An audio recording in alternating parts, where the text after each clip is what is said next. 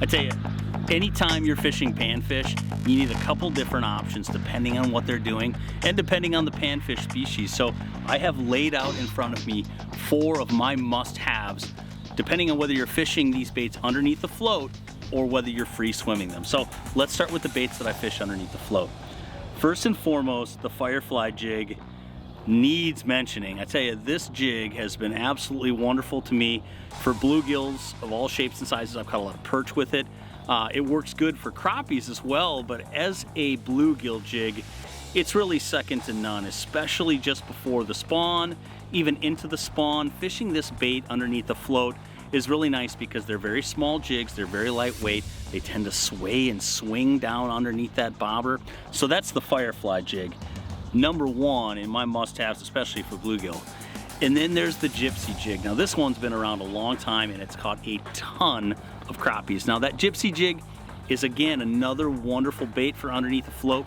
Works so well for spawning crappies up in the shallows, in the bulrushes. This bait is really synonymous with so many northern tier states and catching crappies during the spawn that you couldn't go ahead and list a group of baits and not have the Gypsy jig be towards the top of that list. So those are the 2 float baits. Now when it comes to free swimming, I'm gonna go to a bait that they literally at the local retail store sell thousands of every spring. It's the Mimic Minnow. It's a very simple design. It's pre-rigged, it's pre-packaged.